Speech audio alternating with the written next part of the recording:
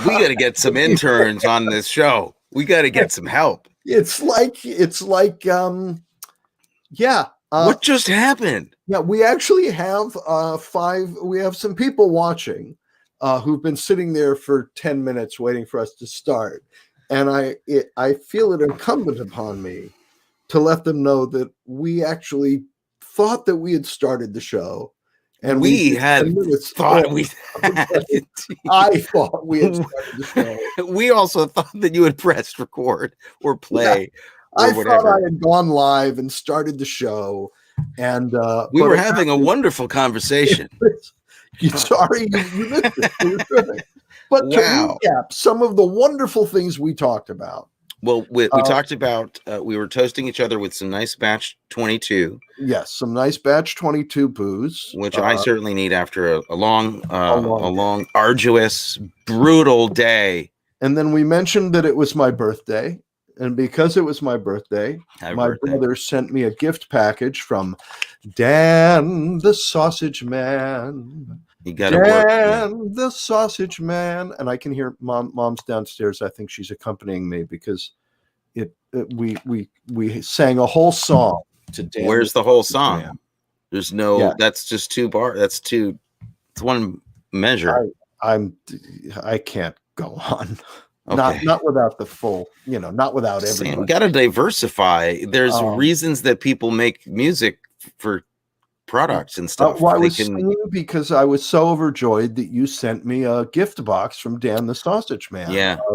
As I said, sausage and cheese and mustard and toothpaste and then peppermints. Peppermint toothpaste, which they included. They throw in there so that people can stand being around you after you've eaten the sausage. This isn't an ad for Dan the Sausage Man. Oh, we're getting lots of comments are coming in, probably about our failure to launch the show. Ruben says, "Figures I'm the one off work and able to check in with y'all. Happy birthday," he says to me. Very nice. We're providing. My friend Laurie Schechter says, "Happy belated birthday." Maybe Susie says, "Happy birthday," or maybe not Susie. Who knows? It's but we're off and running. So, well, we're off. Yeah, we might not be running, but we are off. So, okay, I think we covered all we went through the basics of what the show was like. This was nothing like the show. We had a really interesting patter. We had a lot of comments that were kind of pithy and interesting and off the cuff, and we can't recreate that. There's absolutely no way. Plus, I'm 20 times drunker than I was when I started the show, and it was a good conversation. What's that? We had a great conversation. If only we had captured. It's a great show. It was a great show. Some of our best work. And you also mentioned that we have a guest perhaps coming on to join us. Yes, we do have a guest joining us tonight, which will be very exciting. I found out about this rather late, and I got nervous perhaps that maybe it was Lou Gossett Jr. and I shouldn't say some things about his movie that, what if we have some negative things to say? No, it's not Lou Gossett Jr. And we're having all kinds of technical problems tonight. It's very stormy. Is it storm? Oh, that's what the problem is. It's very stormy tonight in Brooklyn. Is it storming there? It's not storming, but it has been raining. So it's moody. It's the moodiness of it all is affecting the wavelengths. So the movie we're doing tonight, as I guess we should explain again for all the people who weren't here because we didn't start the show. These are minor details, people. Yeah. We're going to be talking not about the Yakuza, as we promised, but instead we're going to be talking about Enemy Mine. Enemy yours? Anything to say? Yeah. Just repeat. We did these jokes. Wait a minute. They don't get better the second time around. Enemy Mine.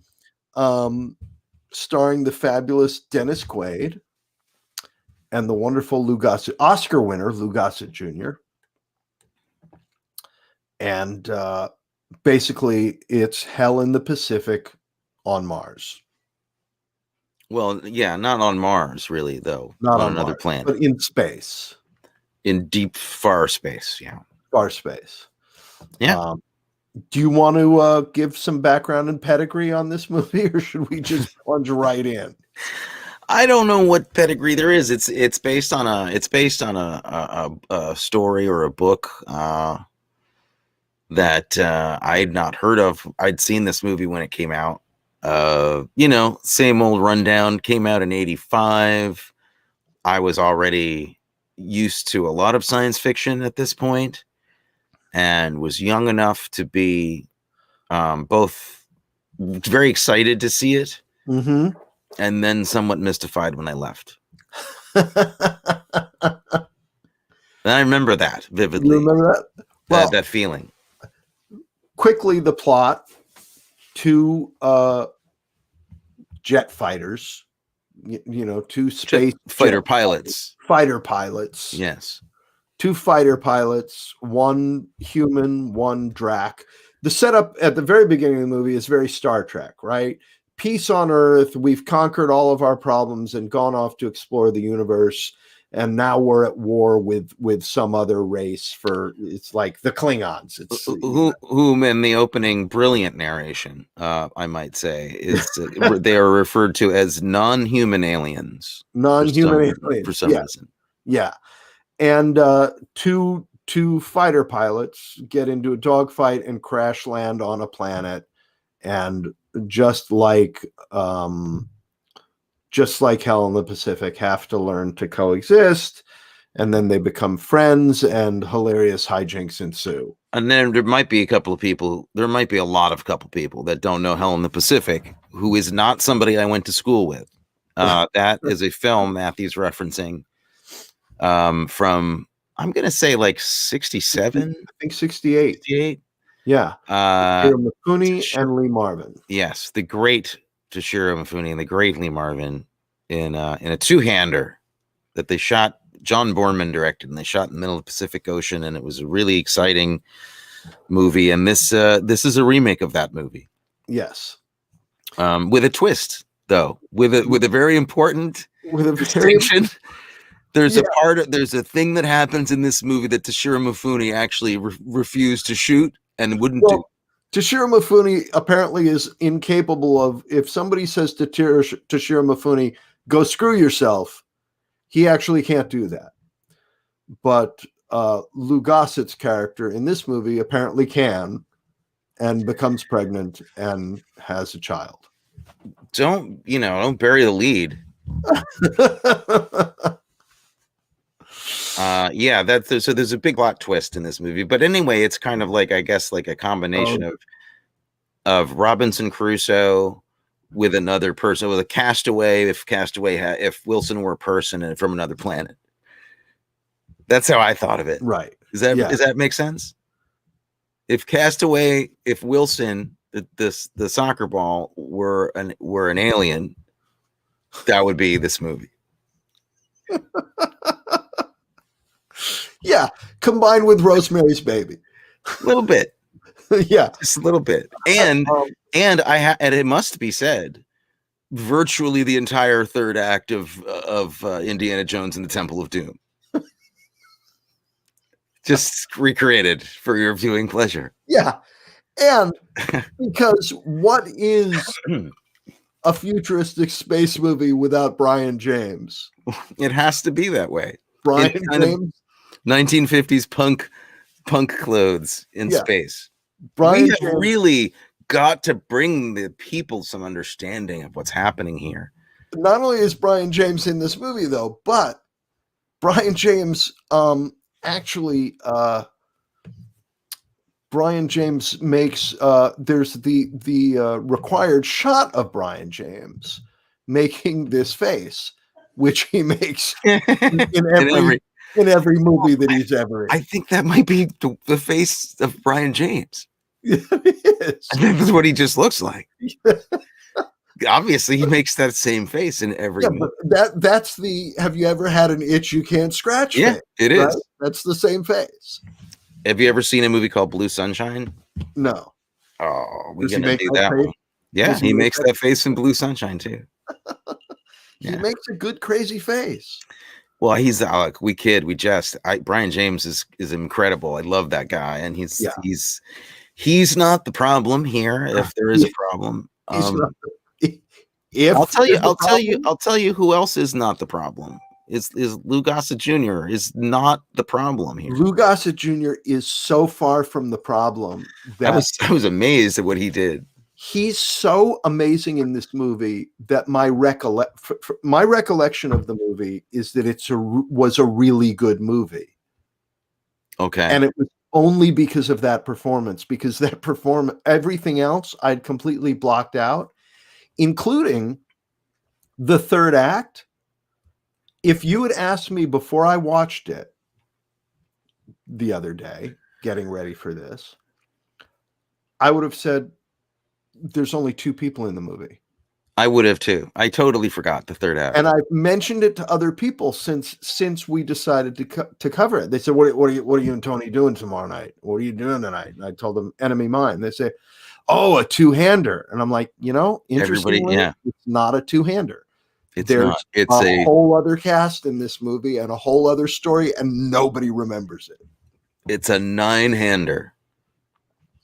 But our guest is going to tell us some interesting stories about that, because Petersen apparently makes 6-hour movies. So there was a whole other plot line in this movie about an hour's worth. Well, can I ask a question? Yeah. Who did anybody release that version, or was that just the crazy directors? We have to ask her. I don't think it ever got released. It just got cut because she had a whole storyline. I bet they put it on German television and ran the whole thing. Yeah. On Wolfgang Petersen week, right? When they kind of do that. Yeah. Well, actually, the funny thing is, apparently, they show the sequel, Das Utterboot. Okay. Oh my God. First of all, Das Boot. Enemy Mine. How does the same director make the same person make these movies? I don't understand. Das Boot is one of the most harrowing, frightening, messed up, realistic portrayals of war, or certainly of like naval war, of U-boat war, that you could ever imagine. Well, but let me ask you a question though, seriously, because I know you, and I know for a fact that you have spent the exact same amount of time in a U-boat as you have in an alien Drac fighter and on an alien planet. So I see where you're going. So how do you know which one is more realistic? I see where you're going. You got me there. I really can't argue with that logic at all. But I'm still mystified. That's the same man. Yeah. It's made them. It's mystifying. But then what's really mystifying? Here, let's phrase it a different way. I think there's another way to put it. Yeah. What's mystifying more is that the man that made Enemy Mine and Neverending Story made Das Boot. Yeah. It makes you wonder why the submarine, the U-boat, wasn't a big fluffy stuffed couch. That could have been in the original concept. Yeah. Apparently, in my research, which was vast, let's face it, on this film, I went really deep. There is like a section, they have a German version of like the studio tours, Yeah. Where they have studio tours. Air Force One, exactly. Thank you, Stephen. Air Force One is great. So how could anyway, we could say that over and over again, every new movie that we think of, it's probably he's made some good and some bad, just like everybody. But these are just notably different kinds of movies. Very different movies, yeah.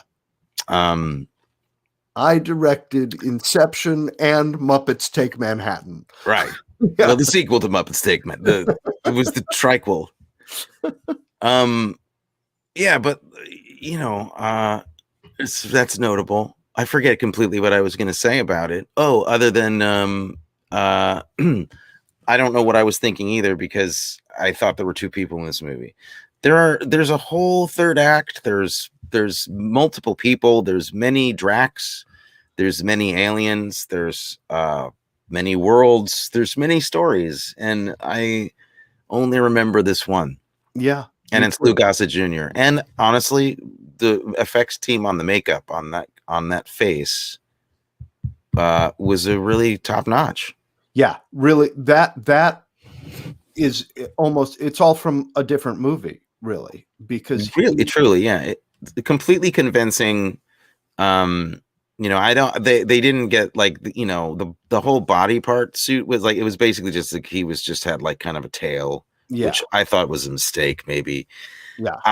Once you see the whole thing, it's just the face though that really makes an impact. Great. And that he is able to perform through that prosthetic and be as moving as he is. I mean, this performance is what Robert Downey Jr. was talking about in Tropic Thunder when he said swinging for the fences. Yeah. He swung for the fences. He really did.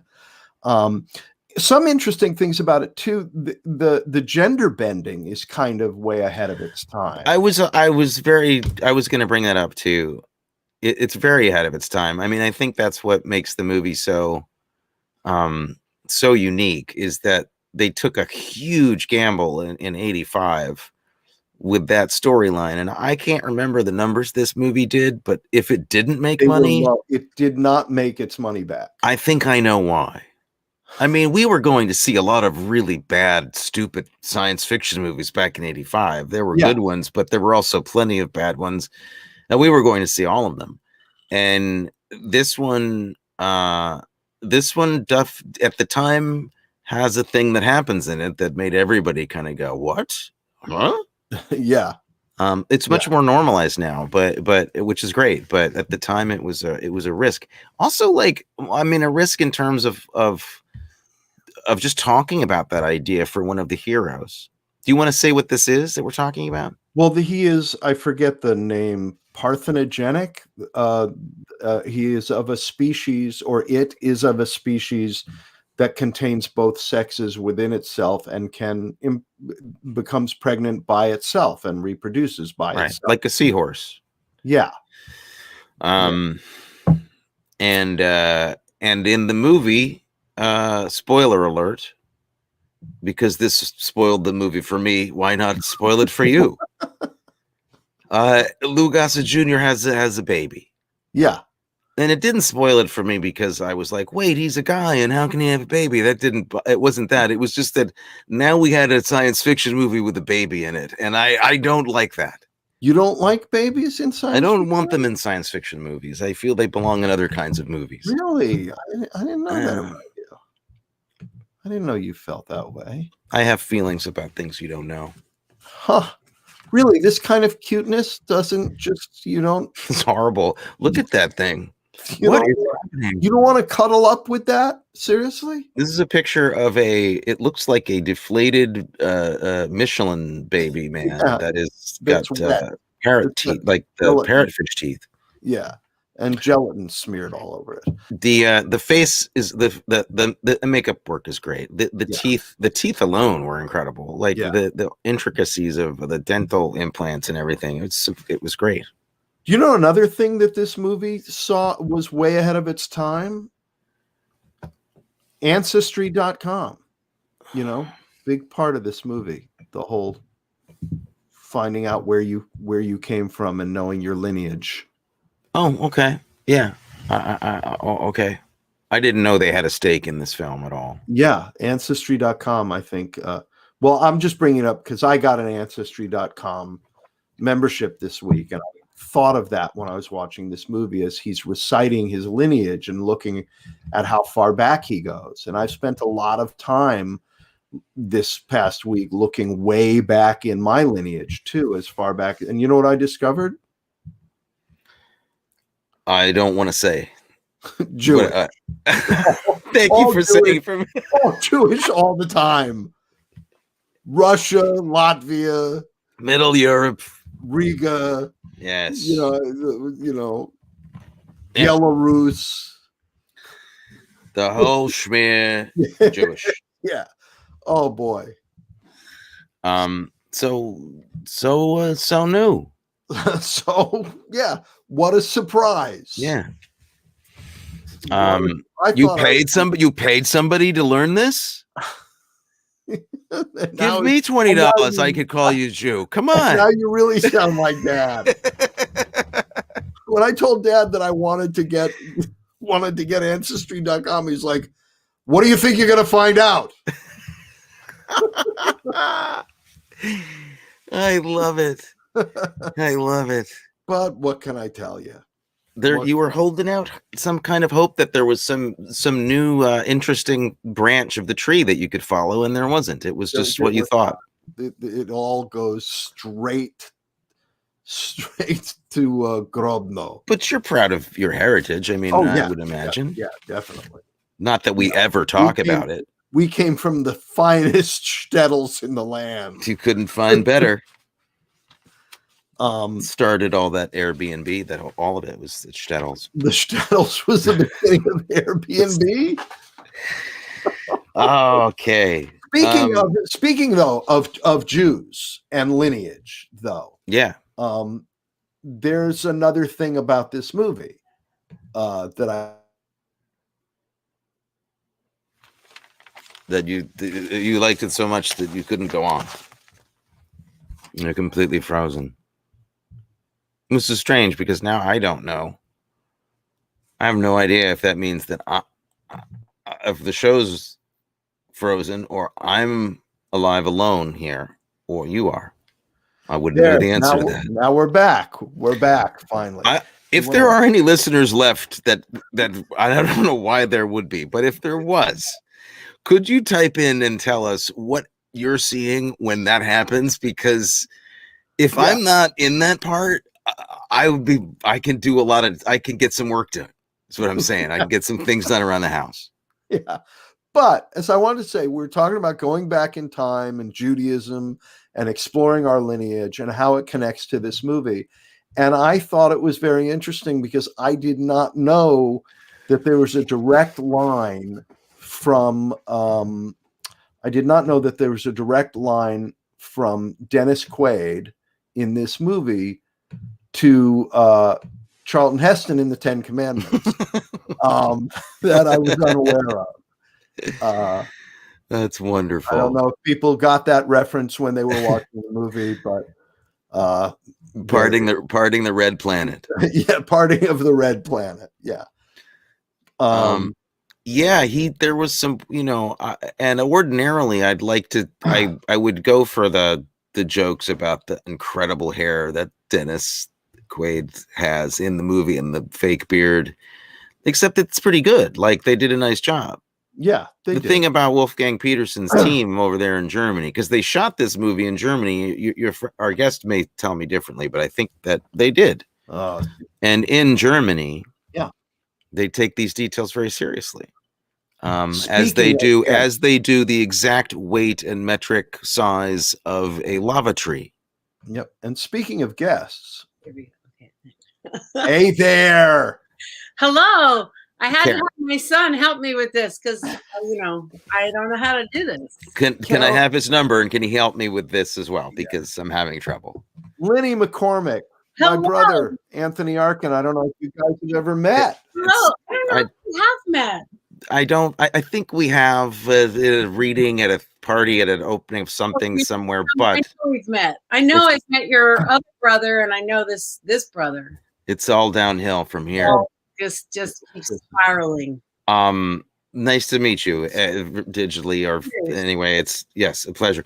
Thank you for coming on the show. I'm in my PJs. So am I. I was gonna stay dressed up, and I thought, I'm going to put on my PJs because I'm about ready to go to bed. Do you think Matthew's wearing anything but PJs right now? You're kidding yourself. Stand right now. Matthew, could you stand, please? Oh, he's frozen. He's frozen. He seems to be frozen now. That's good. Or he's pretending to. Oh, he's not even. This is fascinating. He's doing a whole thing. So now, right now, it's just you and I talking, and I can only assume this is going out because I don't control this. He has all the controls for running the show. He was so excited to see me in my PJs, he froze. Exactly. Where are you calling? Where are you calling in from? I'm calling in from New York City. Okay. All right. So not that far. I'm in Brooklyn. Frozen, Matthew? He's I'm back. here. I'm back. We're all back. You're all back. I was doing fine. Just go get me a glass. Go get me a glass of water or something. We're doing fine. You're doing good? I got this. We're having a fine time. Was I the only one who disappeared that time? Yes, it was just Carolyn and myself, and we were having a great time. I'm going to run and get a cable and plug it in because maybe that'll solve the problem on my end. Take your time. It's fun. It's all good. Good. So he stood up. So I got to see he is wearing pants. Oh yeah, no, we have to wear pants on the show. Right. We have to do that. Important. Yeah, we don't. We really do encourage people to wear pants. Who all guests? You don't have to, but we encourage it. That's what I'm saying. Think it's a good idea. Yeah. I wear heels, so I'm like in my PJs. But normally I'm still all dressed up. So you're in your PJs in Manhattan. I'm in Manhattan. Have you been in Manhattan this whole time? No, I have the luxury of having a house outside of New York. So we have been living up there since this started. I was shooting a movie, a Lifetime movie in March of 2020. And I think we're one of the last movies to shoot. We ended on March 19th, 2020. Wow. The D-Day. They shot amazing 4 days and 2 days. And then I flew back and went straight up to our house. And I only come into the city about once every 2 weeks to do like appointments and check in on my apartment. But I'm living out in the countryside and it's quite nice. I feel sort of lucky, very lucky. I know that's very nice. It's nice. Yeah. We've been in Brooklyn the whole time, and it's been just a little more city than you'd want all year, all the time. Yeah. And when I go home, when I come back to the city, which I am now, I feel the pressure and the trauma of this whole situation so much more intensely than I do when I'm up at my house, because you're kind of free. I mean, we're very isolated. We don't see anybody, but you have the outdoors. And I so feel for the urban community that is stuck in. It's pretty tough, but we probably get better Amazon deliveries than you do. I'm pretty friendly with my Amazon guy, I gotta say. We get like 3 or 4 times a day. I'll call them in 15 minutes. They'll have stuff coming into the house. It's very easy. Yeah. Amazon and FedEx, they're my buddies. I know their names now. I gave them Christmas presents. I was like, you are my people. I've got to start doing that. Do you send them handwritten thank you notes, Lenny? I did write handwritten cards when I sent them a little money and left them out for them to pick up when they delivered stuff. So yeah, I did. I'm sorry. Wow. So how do you know each other? What was the job? What was a play together for 17 years? For about a year we did it. But that's how you had not known each other before the play? I had not met the fine Matthew Arkin. And we did a play together and we had so much fun. We did. She joined the cast and I walked into her dressing room and I said, the great thing about this career is you can have a crush on somebody for years and years and years, and suddenly you're sharing a stage with them. Yes. And I had just had a baby.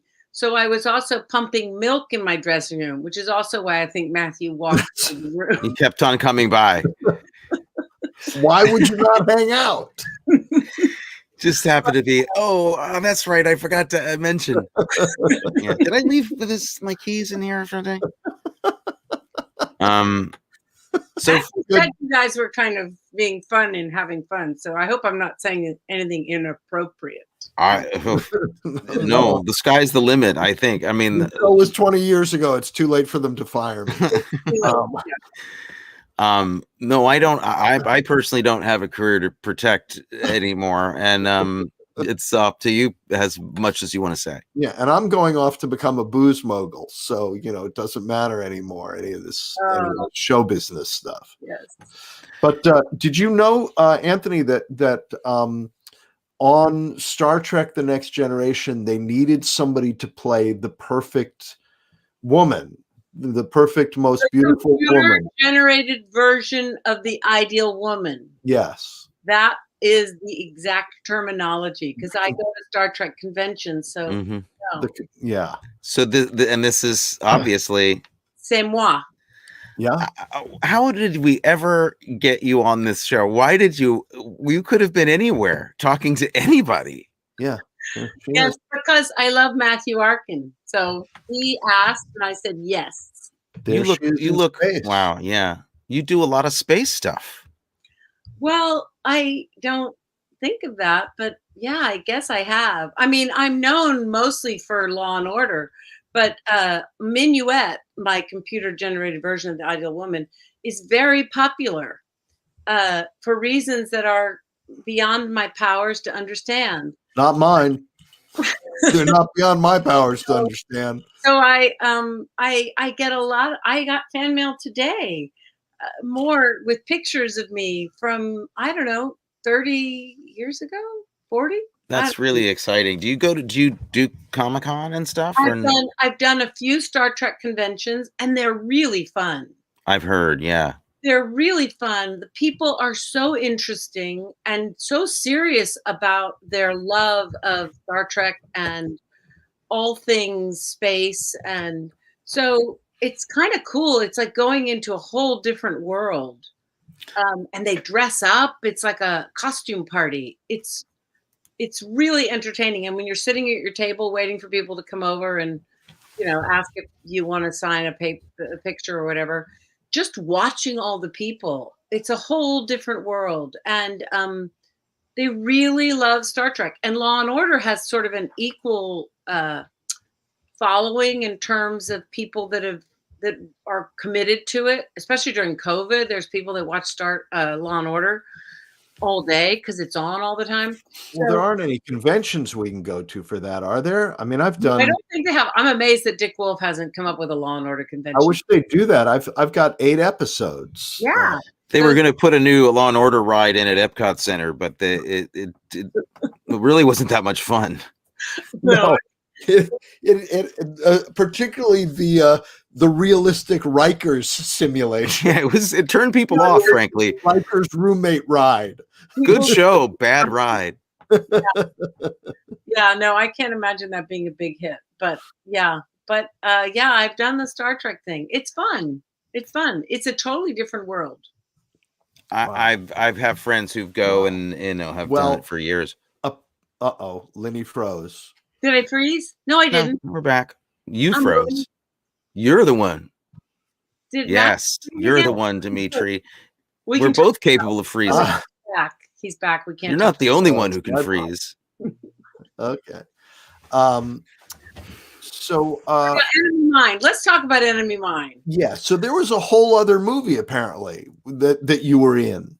There was a long movie. That was a long time ago.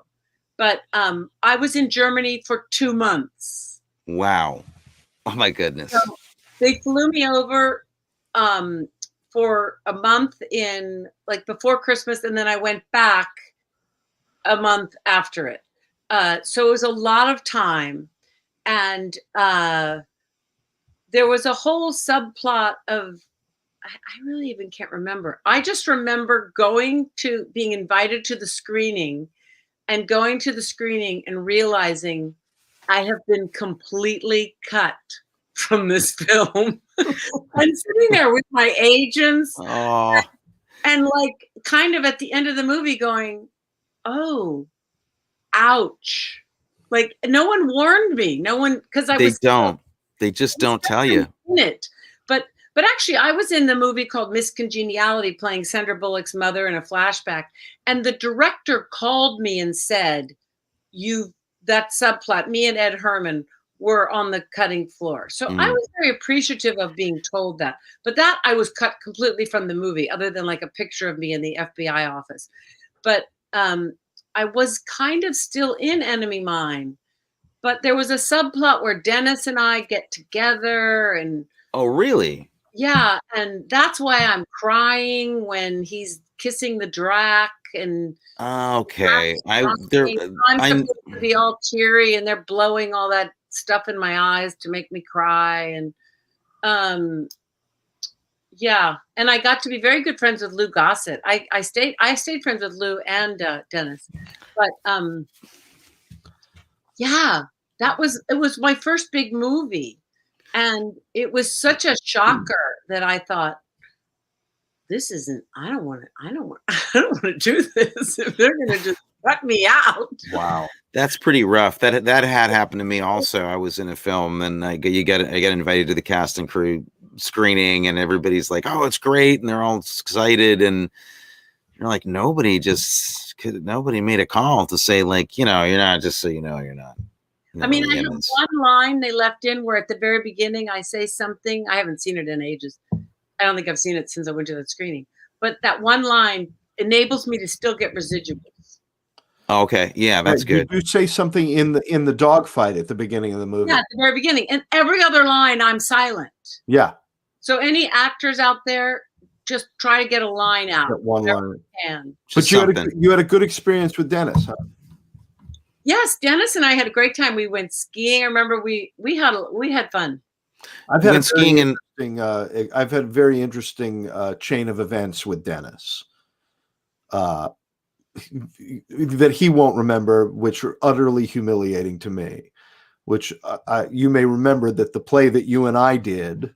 Oh, he did the movie of it. He played my role in the movie, because people are always thinking of me and Dennis, as the same type. You first. We go up against each other all the time. But I don't like to tell the story of what happened when I met Dennis the first time. I like to tell the story of telling Reed Birney, our friend Reed Birney, yes, about what happened when I met Dennis. So I was out in LA for a while, and I came back, and I was having lunch with Reed, and I said to Reed, oh, something funny happened when I was out in LA. And he said, what? I said, well, I was online at Starbucks in Pacific Palisades, and Dennis Quaid got online right behind me. And Reed said, you did not. And I said, I did. And Reed said, you turned around and you introduced yourself to Dennis as the guy who played Gabe in the theater version. And I said, yeah, I did. And Reed said, let me ask you a question. How did that conversation go in your head before you had it in a way that made you feel good? So cut to 10 years later, I'm out in LA again, and I start dating this lovely woman. And she mentions at one point that she's got a very good friend who's married to Dennis Quaid. And then a few weeks later, she mentions to me that her friend Kimberly has invited us over for dinner. And I said, great, let's, it's my first time getting to meet some of her friends. I'm thinking, okay, so this is going well. And we're driving over to her friend Kimberly's house for dinner, when I suddenly put together that Kimberly is Kimberly Quaid, and that I'm going to Dennis Quaid's house for dinner. And get to sit down through dinner. And in the middle of dinner, Dennis turns to me and says, so Matt, what do you do? Oh boy. Yes. Well, I have run into Dennis a few times since the movie. Once I ran into him with his then wife, Meg Ryan, and he pretended he didn't know me. And when we were shooting the movie, he made it very clear that he wanted to get to know me. And I made it very clear that I was not hired for that purpose. And I said I could find him pretty extras that would be more than happy to help him out. And that was fun because we understood each other and we still maintained our friendship. And it was good. But then when I saw him in a movie, a theater, a play once at MTC, I think it was, he acted like he didn't know me. Then I saw him later with a friend of mine at an award ceremony, a fancy award show. and I was her date because her husband wasn't available. And he was super nice and solicitous and, remembered me. So I don't know what that is, but What's up with that? That's strange. I think fame does funky stuff to people. I mean, he never remembers me ever, but we never really met. So But I think I have great empathy for famous people because people come at them all the time and they don't know. I understand my friends who are super famous, I have great, when I go out with them, it's a weird thing. It's hard sometimes. I feel badly for them. I do not feel like, isn't this cool? I think, oh my God, you can't have dinner. Yeah. Well, you've always done a lovely job, whenever we've gone out of running interference for me so that I didn't have to put up with. I make sure that people keep away from you because I know how dangerous you are. how did you like working with Wolfgang Petersen? I thought he was great. We had such fun. And he was very playful. I mean, I was so young. It was my first big job. I think I was 23, 24. Mm-hmm. That's a great thing to happen when you're 23 to go. Had you been to Europe before? Yes, I had been. I had been with my parents many times, and I had lived in Europe for a summer once, going to school in Avignon. So I wasn't in awe of of being overseas as much as I'm not really an in awe kind of person, but I I liked him. mm-hmm. And the script was always a little confusing to me. I wasn't really sure what story we were telling. I don't think he was either. Sometimes, maybe. Yeah, it was, and there was a very strong. When I first read the script, it seemed very much a story about bringing these two worlds together: the Drac world and the Lou Gossett, and he has that voice that Lou does with kind of the bubbly voice. He can do that. It's not special effects. Lou could. Oh, that's actually his. Oh my God. He would like. I don't know. He could do that. Well, so, he talks about how he gargled when he was a kid. He did this thing screwing around of gargling with his own saliva and coming up with this thing. Yeah, so he had that voice. So that's for real. That's not special. Amazing. And, he was great. I mean, everyone, it was just kind of a fabulous experience for me until I went to the movie and saw it. Now, what I understand is that Wolfgang Petersen replaced a couple of other directors and got this job kind of late. Didn't have a tremendous amount of time to prep, like an ordinary amount of time. That might be true. I don't know that to be true because I was so young. I didn't have that sort of, like, I'm much savvier now. I do my research. I find out what's going on and who's who and what's what. But I didn't back then. I was like, oh, okay. When do I leave? I didn't, right. And regardless, it's a pretty huge movie to be your first. Was it literally your first movie or your first big film? It was the thing right before it was a movie I was going to do with Jimmy Stewart and Carol Burnett called The Late Christopher Bean. And I played Jimmy Stewart's daughter. And George Schaefer was directing it, and we rehearsed it. He wanted to rehearse because he was a theater. He used to do playhouse, live playhouse stuff. Right. Back in the day when they did live, like Doll's House and all that stuff. So he was directing it, and we rehearsed it at MGM Studios in Venice. And I was put up in a little hotel in Venice for a week, and then we were all flying to Hawaii to shoot this play turned into a movie. And I showed up the last day of rehearsal, and they had cut the movie because Carol Burnett had a nervous breakdown and went into her daughter was having some. That was when her daughter was having some serious drug issues and anything. The whole movie was shut down. Wow. So I then ended up being free to do Enemy Mine. So both, as far as I was concerned, ended up being a non-starter. Right. Right. So in my youth, I used to think if I ever wrote an autobiography, it would be called False Start, because a series of big projects went nowhere.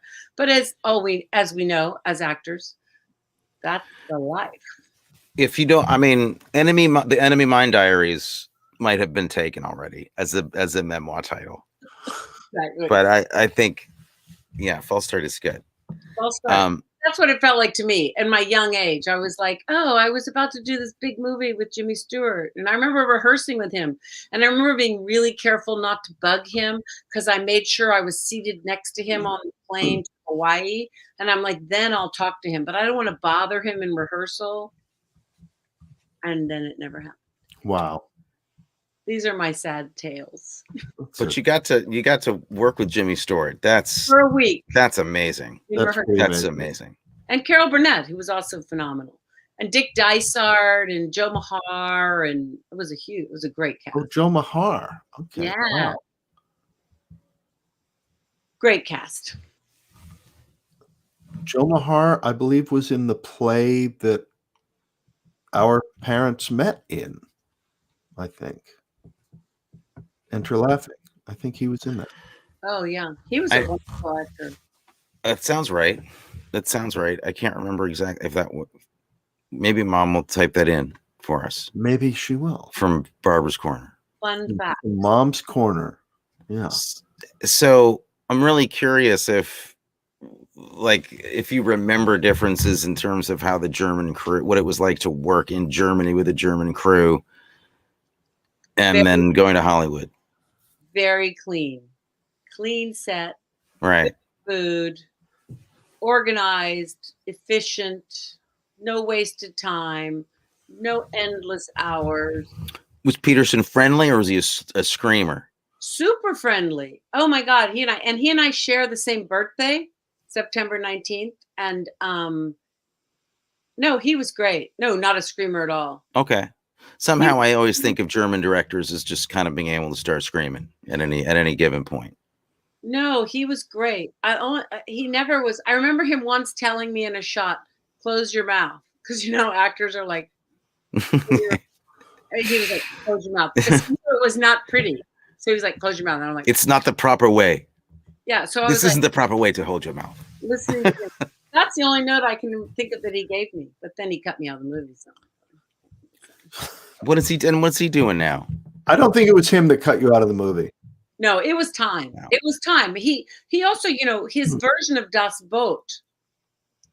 He had a 6-hour version of Das Boot. Yeah, I'm not surprised. Yeah, he must have. I watched it with Dennis. He had the director's cut, so we would go after work and watch the 6-hour version. That's when we had to clarify that I was not hired for something other than be the actor. But, okay, right. We clarified it, and it was funny, and it was fine. And hey, he got the message. That's ultimately the important thing. He was a gentleman. He made his intentions clear. I made my intentions clear, and we finished the movie, and that was good. It's nice to hear a story like that. You don't these days. You don't hear that many stories like that. That's great. Oh, I agree. I think that men have every right to say I'm interested, and you have every right to say, well, I'm not, and that's fine. But it shouldn't make men not express themselves. I mean, this is a whole nother conversation. I have a huge issue with the lack of nuance sometimes in the Me Too movement. I'm going to get nailed for this, but I think there is a difference between real aggression and just flirtation. Well, I probably shouldn't say a thing. I applaud you in every way. I think you should say anything you want to say, and I'm going to keep my fat mouth shut. But I feel as a woman, there's so many women that have real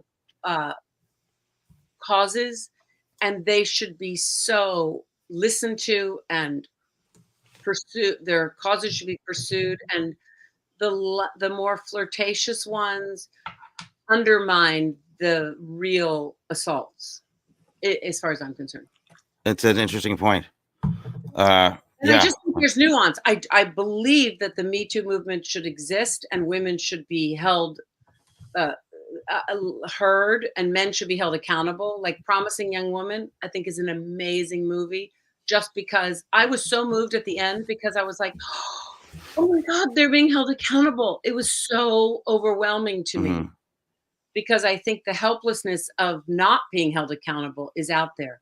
But it doesn't mean just someone saying, you know, nice blouse, or I don't know. Well, I'm going to dig myself deeper into this whole.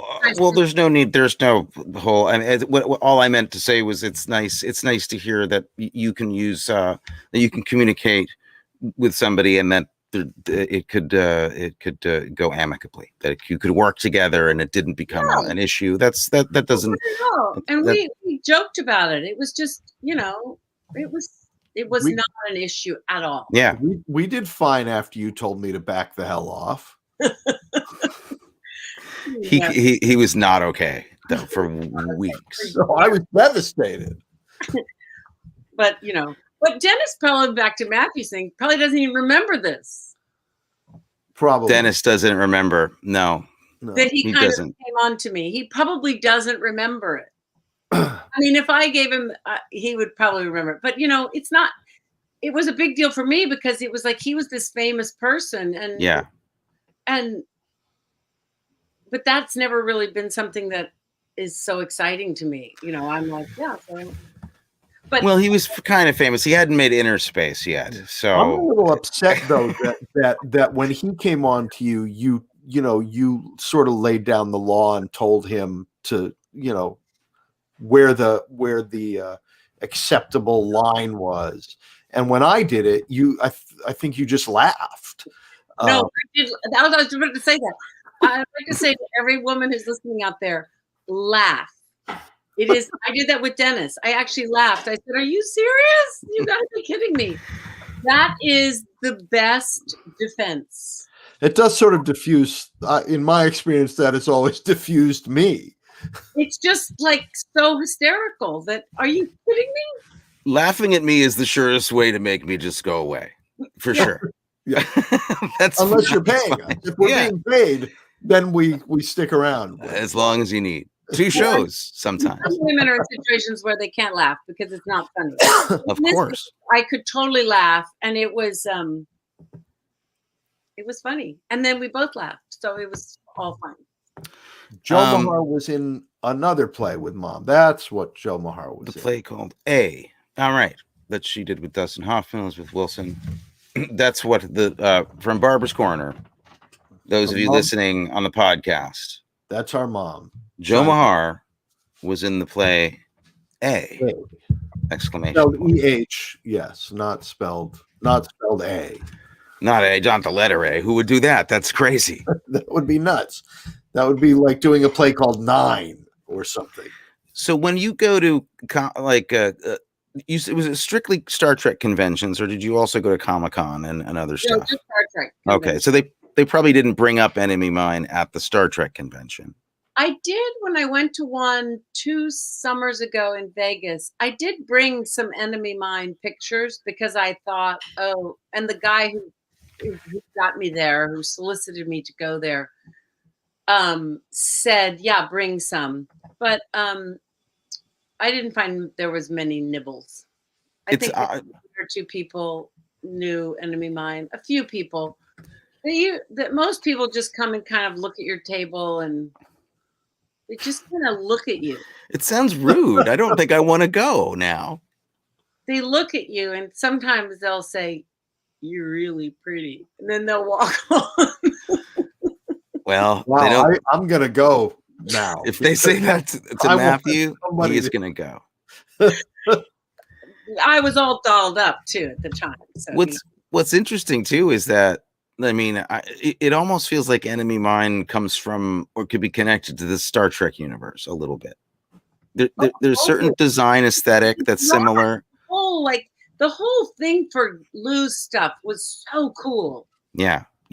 His makeup was amazing. The effects were incredible on him. Yeah, baby, and the all that stuff. I mean, Yeah. I haven't seen the movie in many years, so probably 30. I would be interested to know what you think about it today after many years. I mean, that's an interest. You know, because well, maybe you don't want to see it again because your memories you want to keep your memories intact. People feel differently about that kind of thing. I just rarely watch stuff that I was in because I'm not as interested in. It's not current. It's not. I don't know. It doesn't. Oh, you're not going to watch this show after when we're done? You're not going to go back and see what happened? I have to make my children watch it. You watch your stuff, right, Matthew? You watch it obsessively. That's all I'll be doing all night tonight. Taking notes. Yeah. Writing myself fan mail. Maybe shave next time. No. Cross it out. Stand by your guns. Lipstick. Definitely. Well, what do you have go? I didn't mean to interrupt. I'm sorry. No, I didn't have anything to say. I did. I was going to ask if you go for it. Well, Carolyn, do you have anything? Did you shoot anything under lockdown? Do you have anything coming out that was done under this crazy? No, I've turned down most of the things that have come my way because if they take me out of if they don't have proper COVID protocols and they take my boys, which are not boys, they're 21 and 24, have been living with us upstate, and they're super, super strict about COVID. And if I was going to leave and go do something, I think they would have had a complete meltdown.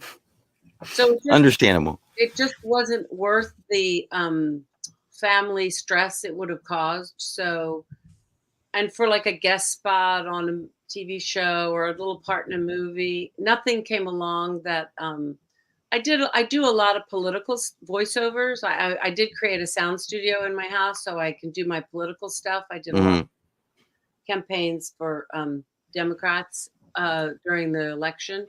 And I've done some Ken Burns stuff, which I've done forever.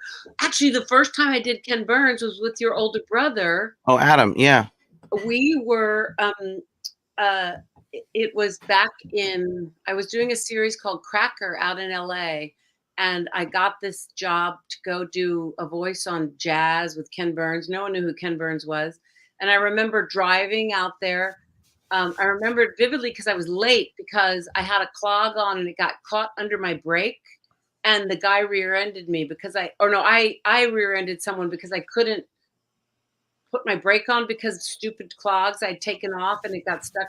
So I was like, the guy was super cool. I was like, give me your info. I'm late for something and I'll send you all, and he faxed me and I paid him for whatever the damage was to. It wasn't a huge accident, but I got there and your brother was sitting there.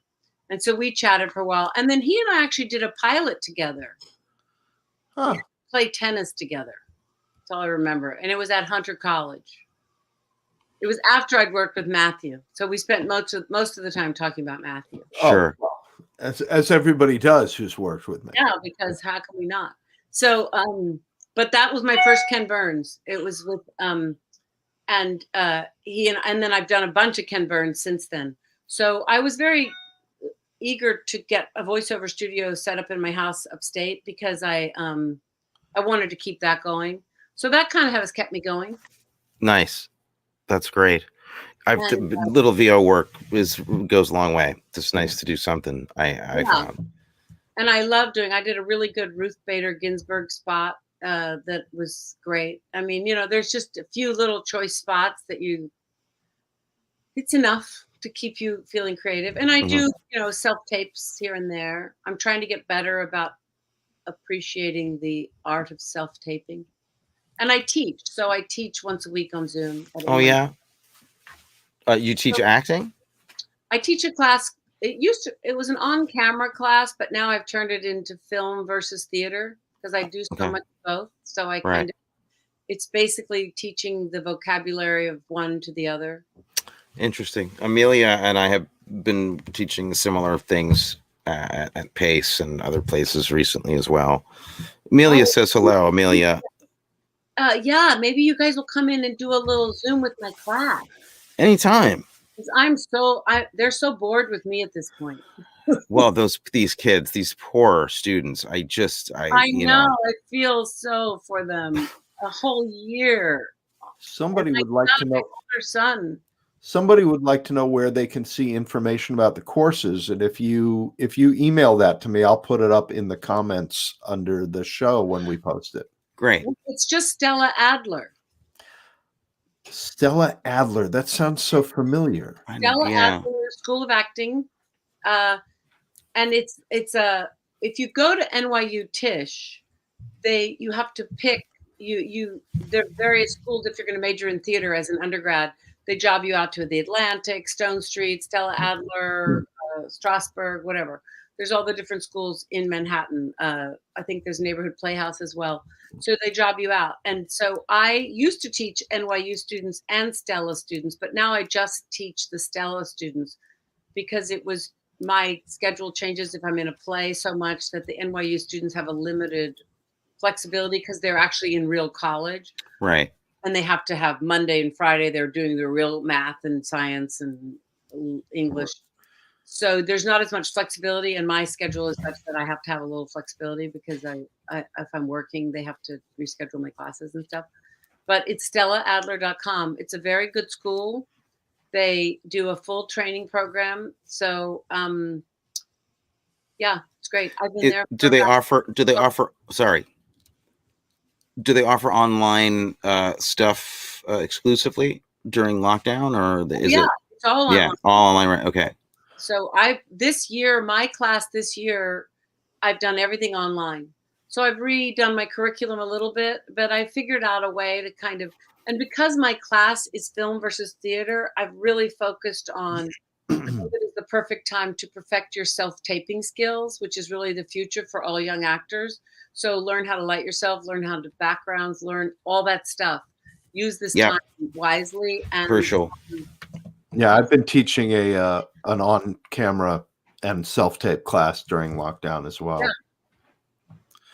Yeah. Do you know our friend John Corcus who teaches there at Stella Adler? I know the name. Okay. When I teach there, when it's in person, I'm only there once a week because I just teach. It's all the time I can give.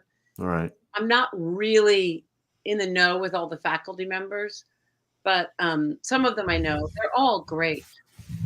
They're all really good, and it's run by a really good guy and loves the theater, loves actors. It's a very warm community. But my class is not as touchy-feely acting. It's more about the practicality of getting a job because that's all you really want is a job. So I talk mostly about staying healthy and how to get a job. I should take your class. Yeah, I was going to say, I better sign up for both reasons. For both of those reasons. Yeah. Matthew, you should come in and talk to my students. Will you come in and talk to them? I would love to come in and talk to them. Okay. I'm going to set that up. Yeah.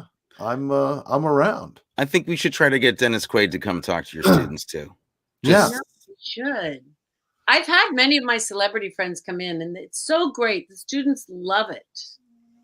It's a lot of fun for them. She's talked to them probably 6 or 7 times. The thing I most love about having well-known industry people coming into my classes, because I teach at a university now as well, and the students will have me for 7 or 8 weeks, and then I bring somebody else in, and they'll ask them a question that I've answered every day for 8 weeks. And the celebrity will say exactly what I've said, and then they all turn and look at you like, oh, you do know what the hell you're talking about. Yeah. No, you're suddenly validated. I know. Yeah. I get that with Annette. She'll come in and we'll talk and we'll say something, and then she'll say exactly what I've said, and we don't prep ourselves. We're just like buddies. And then she'll say something, and I'll look up to the class and be like, hello. Yeah. Now you believe me? Yeah. It's just your little stupid professor opinion until they hear it from someone famous. Until Hugh Jackman says it's not real. Exactly. So true. Wow, that is so true. Well, this has been just amazing to have you here.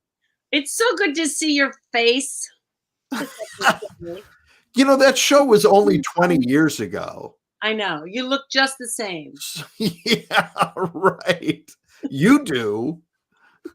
You look exactly the same. I look like I should have been folded. I could be playing your father at this point. No, that's for my husband to play. Oh. Oh. He's not here to hear me say that. Not here to hear that. It's okay. I'll repeat it for him. But no, this has been such a treat to have you join us. Okay. Well, I'm so happy you guys are doing this. And if you're bringing joy into people's lives during this crazy time, keep the faith, everyone. Get your vaccines. Wear your masks. It's going to be better. I got into it with a woman today, boy, who told me she thought that this was ridiculous. It's time for all the masks to come off and everything to get back to normal, don't you think? And I said, no. She said, well, I'm just giving you my opinion. I said, I understand it's your opinion. I said, but you know what? The disease doesn't care about your opinion. Like I can sit here and say, I don't believe in tuberculosis. And tuberculosis is going to say, I don't care. Stella follows every protocol there is. There's infections all the time. Juilliard follows every protocol. There's infections. Law and Order protocols. There's infections. They shut things down. Yeah. So it's real. Yeah, it is. It's real. It is definitely real. I'm staying home until further notice. Yeah. That's for sure. And get gorgeous masks. I make my own masks. Matthew, you'll love this. They all match my outfits. I've got every color, my masks are so pretty. If you hadn't told me that, I think I would have been able to figure it out. I just wear a Draco mask. I wear a Gossett alien mask all the time now. Right. Well, that'll work. And that'll keep people away too. No, I don't have friends. I didn't have them before anyway. So this works out well for me. It was great to meet you. If we haven't met before, it was great to meet you this way, Carolyn. Thank you so much for. Hello. I will indeed. And fabulous. Thanks for coming on and talking to us. Okay, my pleasure. Good night. Good night. So we have to. That was great. That was amazing. What a nice thing. That was fantastic. You totally surprised me too, because you said there was going to be a guest and you wouldn't tell me who it was going to be. I wouldn't tell you who it was going to be. And it was the beautiful space woman. She's the Star Trek has made her the idealized she was woman. The ideal woman. Yeah. That's a remarkable achievement. And we did dinner with friends together for, about a year and a half. And it was just a ball. She was just a ball to work with the entire time. Well, she seems great. Yeah. She seems like, like a lot of fun to work with, like a down-to-earth person, like all those things you'd hope. That's great. So I think we dissected this movie. Kind of. Well, I didn't come close. Didn't come close. And we didn't even talk about what we're going to do next week. We don't know what we're going to do next week. But we'll announce it at some point. You will find out. We will tell you. We'll tell people what we're going to do. Don't you worry what movie it is yet. Yeah. I do. There are a couple things I just want to mention. Notable things that about this movie since just before we go. Movies? Okay. Just before we go. I feel like when you have to have a blinking digital sign that says robot working in your space movie, that you've made an error somewhere. Okay. Yeah. It's a small feeling I have, but I feel strongly about it. I will agree with that. Yeah. I have one more picture I want to quickly share. Do you want to hear before you do that? Can I tell you my favorite line? Yeah, tell me your favorite line. It's a piece of narration that Dennis Quaid. Let's put it this way: Dennis Quaid at least does a better job narrating this than Harrison Ford did on Blade Runner. So there's that. But he does have to say, time passed, as time does. My favorite line. I think my favorite line was something like, "These cards are terrible," or something like that. Oh, The sort of ancillary dialogue in this movie was worse than in any other movie I've ever seen, I think. come on. Well, you need to see more movies, but there was some special. There was just interesting things. I like that he had like a 45 Colt 45 in space. Yeah, right. The guns. We have Gun. spaceships, interplanetary spaceships, but handheld weapons haven't advanced at all. Yeah. Yeah. Like the I whole call this photograph, he's going to feel that in the morning. that was a good crunch. That was a good dummy crunch. Yeah. The dummy going. They send this guy down a chute and he goes into a giant drill pit and he gets crushed. Gets crushed. That was really, I like that. I like you know, I like William Petersen. I need him to get another pyrotechnic advisor for this movie because no. Yeah, it was just that didn't work. I think what it was, do you remember those things that you would get as a kid that was a little thing that had a spinning wheel, right? And a handle, and you pushed with your thumb, you pushed the thing and the spinning wheel would spin around and shoot sparks? Yeah, I do remember that. They had people off camera yes, they did. That with those things. So yeah, they did. Excuse me. Mm-hmm. Yeah. That's exactly what they had. Let me look through my note. Your note? Yeah. This is notable film for another thing. It has more actors getting punched away from camera or hurt and then turning into camera and showing you their bloody face or the thing that happened to them. It happens like 5 times in this film. It's fantastic. Right. I actually have something serious to say about it, which was that the handling of the two guys alone on the planet before they become friends. I watched some of Hell in the Pacific, and then I also, and you're going to laugh at this, but I also thought back to the brilliant sequence in Black Stallion of the boy and the horse marooned on the island. And the amount of time that both of those movies spent in relative silence and back and forth sort of negotiation between people from different, in one a boy and a horse, and in another a Japanese serviceman and an American serviceman in World War II, and the amount of time that they did mining the possibilities, the interesting possibilities for how that distance gets traversed. And in this movie, it's like a quick fight and now we're talking.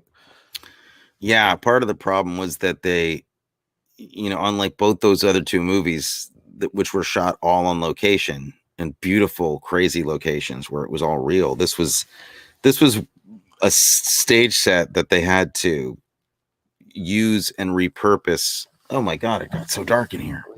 Spooky.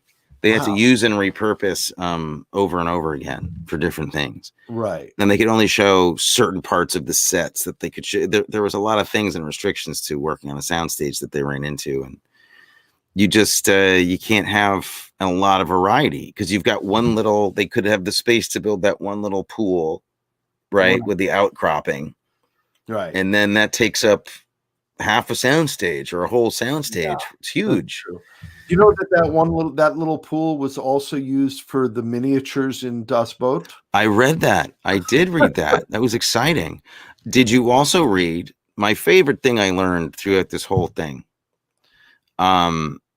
Was that there is that studio has like a ride, like a Universal Studio tour, and there are sets and things from Enemy Mine that are still like part of that tour. Yes. And I read that they did an optical illusion to make the hallways in the space station look longer that involved a slanted mirror at the end of a hallway that made the hallway look much longer than it is, and that the effect was so good that on the tour, a tour guide walked into it. These are fascinating movie tidbits. Hashtag hallways. You don't get them anywhere but here. Hashtag long hallway. Unless you do a modicum of research, and then you'll find them in the same place that we found them. Are you searching for long hallways? I'm not. Long Hallway, is that the movie we're doing next week? I think so. Well, we did. I mean, I'm not coming up with anything brilliant. I don't have anything else to say about this movie. I will say that, okay, what can we say? Let's say some nice things about it, because there are a lot of good things about it. Obviously, Lou Gossett is great. Great. The sensitivity with which he plays this character, and his willingness to commit 100%, even at a time when he had to kind of know as they were making it that it wasn't that it wasn't 2001. Yeah, he had to know. I think he knew. I think they knew. But again, they probably don't. There's probably also that part of you that doesn't know. Maybe that you're not making 2001, but then you really don't know if you're making Star Wars. That's true. You don't. I mean, I think you're making 2001 because you meet Stanley Kubrick and you're like, oh my God, that guy's just a crazy genius, strange genius. Like, right. He's going to make an interesting movie, this guy.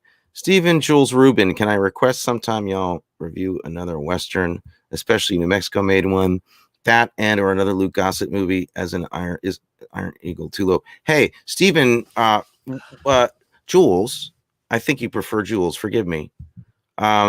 Why don't you name a Western you'd like us to do? Because we'd like a Western, right? You love Westerns. And we could use some help because we're drawing a blank. Except we were talking about maybe doing a string of sci-fi.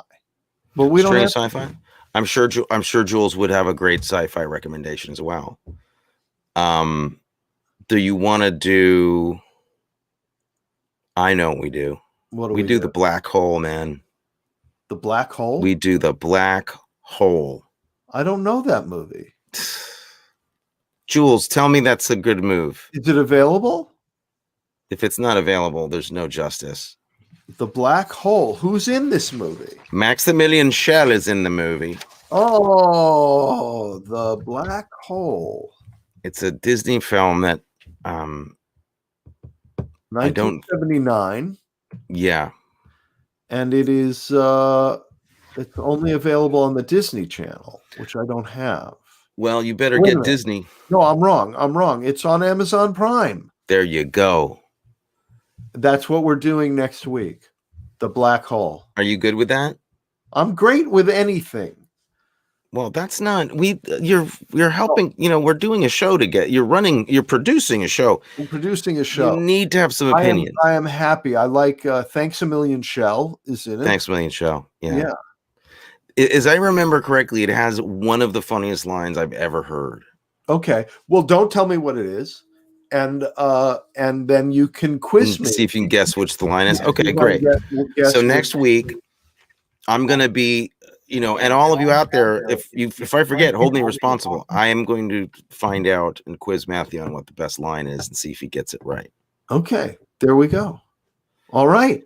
Well, thank you for sticking with us, even with all of the technical difficulties this evening. It was glitchy, yeah. Yeah, but we hope it will be better next week. And what else can we do? What else can we do? We can say we got sucked down a black hole and it caused technical difficulties. Well, at least have an excuse later. Anyway. See you next week. Good night, man. Good night.